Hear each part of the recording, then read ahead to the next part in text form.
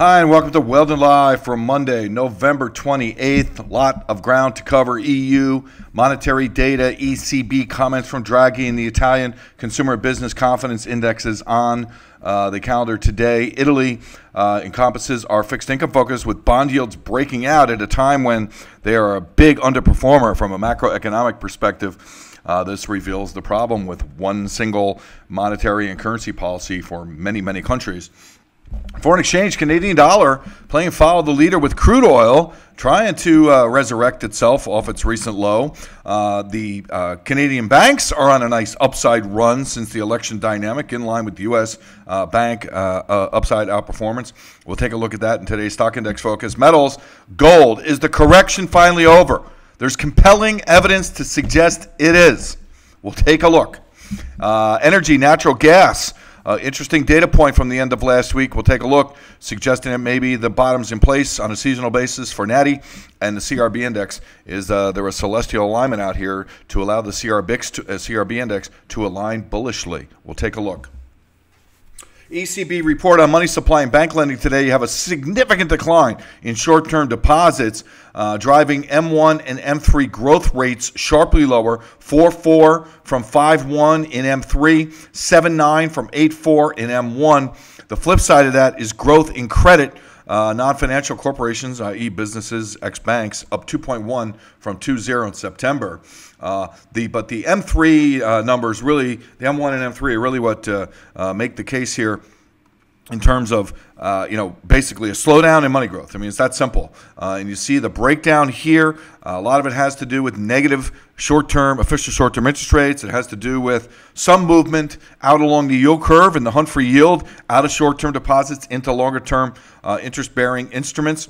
But now you see a little bit of a breakdown finally in M3. So, M1, the narrow money supply grows, so grows M3. M1 starts to decline, M3 growth completely ceases. Now M1 growth is gone from essentially near 12 to below 8, and you have a downturn in M3, something we're keeping an eye on. And in fact, for the month, M3 declined, outright contraction, the first of the year.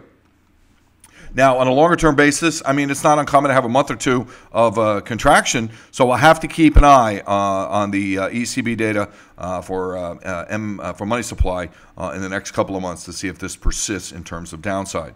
Bottom line, it really is about deposits. I mean, the annual growth rates of short-term deposits, other than overnight, was more negative, and this is M2 minus M1, at minus 1.5.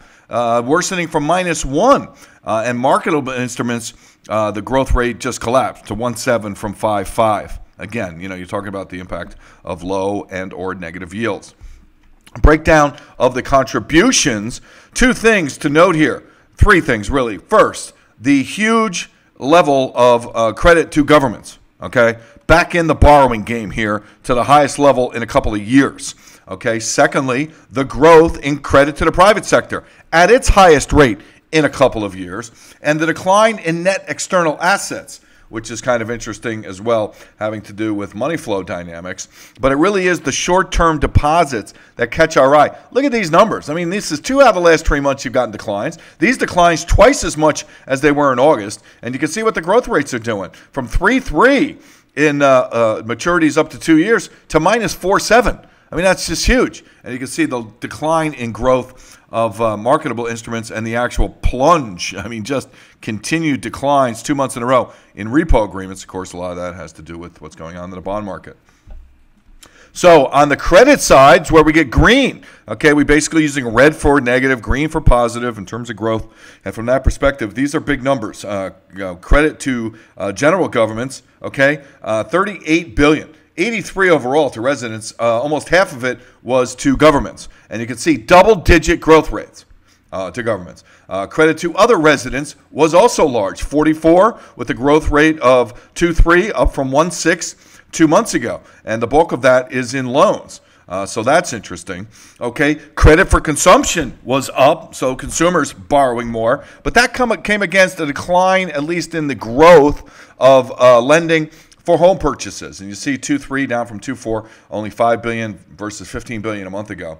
But really, it is loans to non-financial corporations, loan to insurance companies and pension funds that really make up the bulk of the growth here. And you can see the numbers here. You can see the growth rates here. That's where the credit growth came. I mean, consumption, yes, consumer loans big, but really it's business loans that have been positive. Businesses taking advantage of low interest rates. Total bank lending 4.2, up from 3.9. Private sector 2.2 from 2.1. Households unchanged at 1.8, and to businesses 2.1 from 2.0. You can note the numbers here as well. Bottom line, this is 5 months in a row with steady steady growth, but subpar growth in loans to households at only 1.8%. You've had this nice recovery, but it's run out of steam in terms of momentum. You've gone sideways completely. That's going to be something to look for. That is the caveat to this credit number in terms of its positivity. Now, not necessarily should this lead to higher bond yields, but it's interesting how this does play off in terms of what's going on in Italy, where we have consistently shown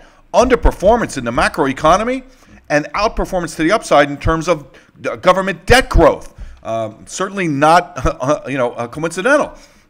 From that perspective, consumer confidence fell. There were some elements that were positive, but the biggest thing to me was worsening expectations in terms of prospects for employment.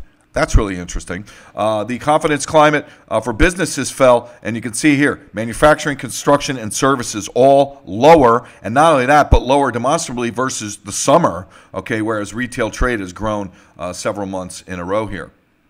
Actually, this number, I think, was like 97 or something. Probably should not have blocked that one out.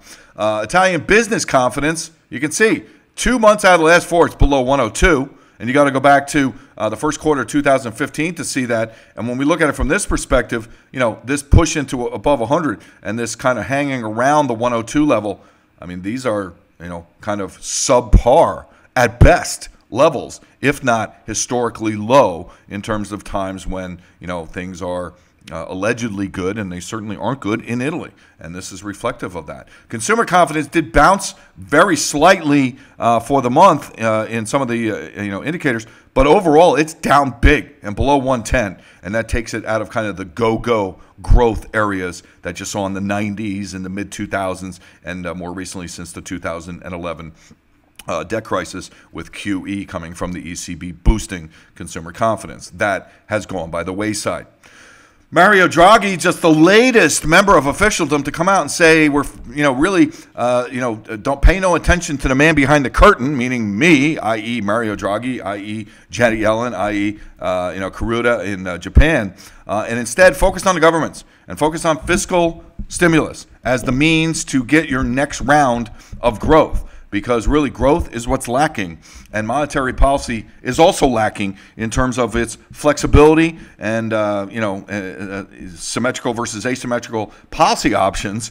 So of course, throwing the ball over the fence to the governments and saying, here you go, it's your turn to play ball. We're seeing that increasingly.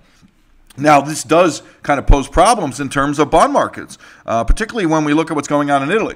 And really what it does is glaringly reveal the problem with a single monetary and a single currency policy for all countries. Bottom line, the Italian 6-month bond auction today saw a rise in yields from last week. You're back above minus 20 basis points, and it's really, you can see it looks bottomy here. You haven't been able to get below minus 30. Of course, where the levels of official interest rates are. It's kind of a barrier to any lower here. But it's interesting to note the 10 basis point increase and the increase this week, particularly in the back of the rise in bond yields. Here's the Italian 2-year.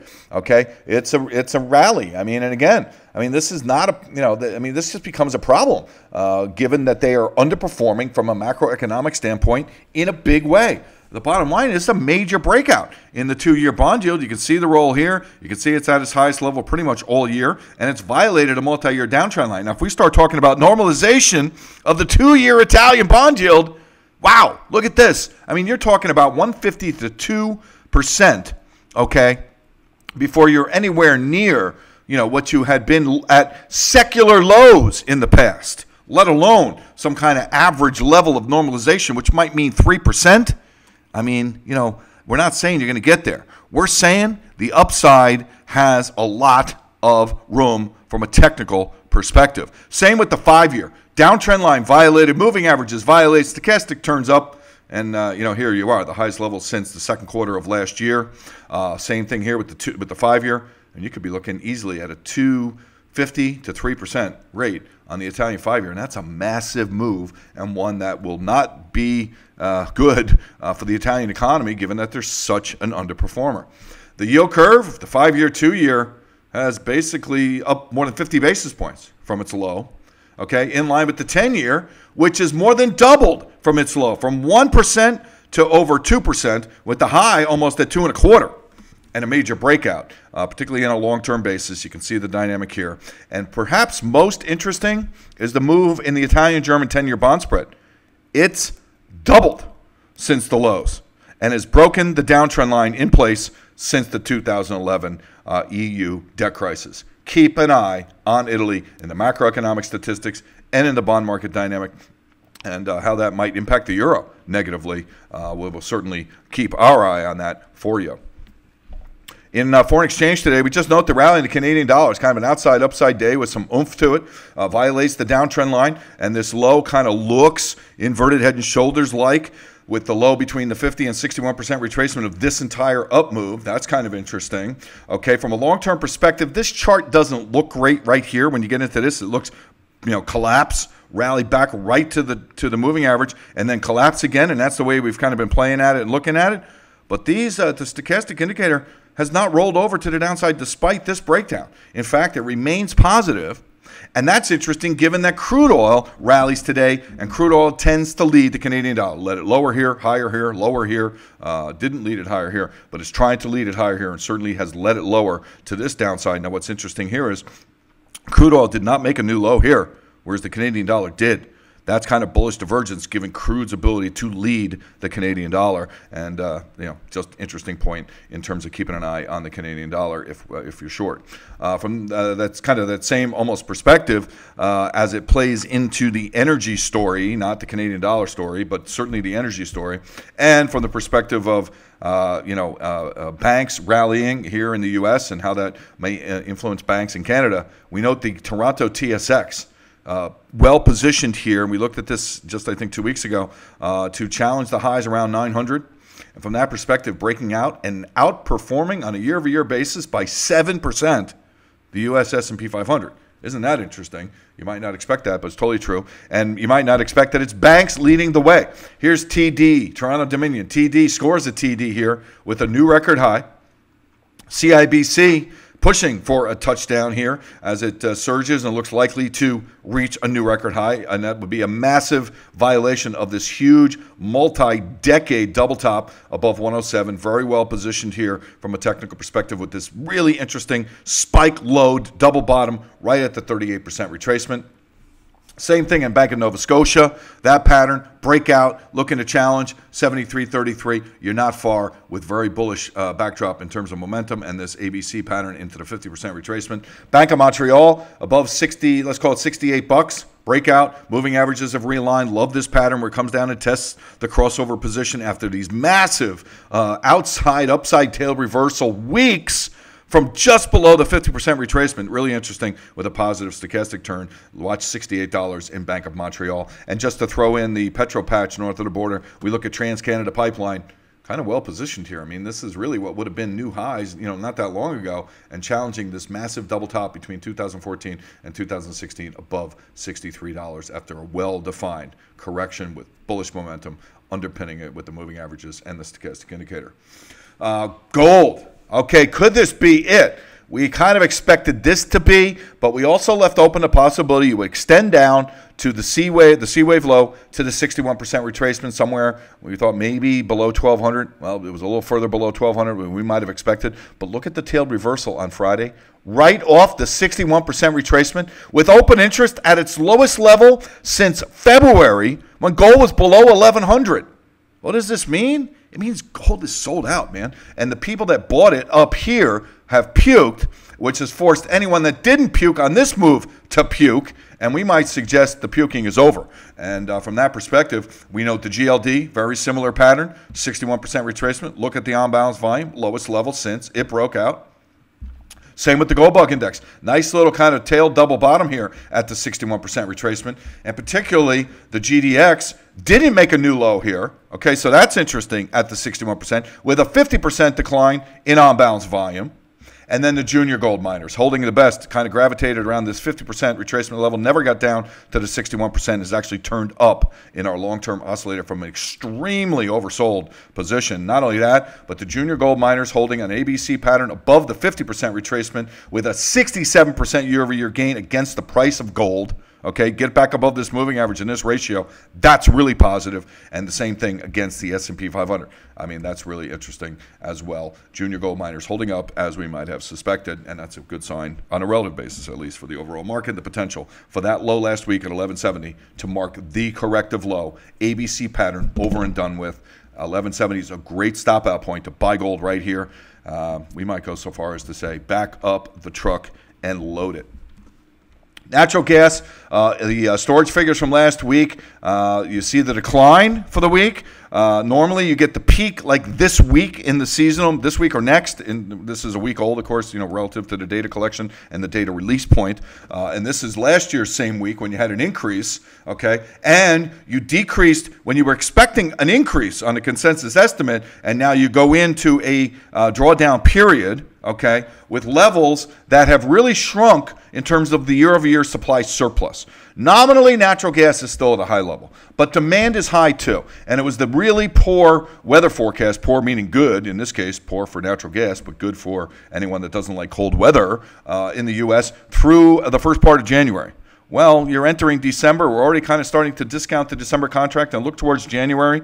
And from that perspective, you've cut the surplus in just a matter of weeks from 125 billion cubic feet to only 36, and it has dropped 11 billion cubic feet in the most recent week. Okay, in line with that, you see the rise in natural gas futures. Note this little rise in open interest here and decline here. You got shorts came in the market and they're quickly bailing.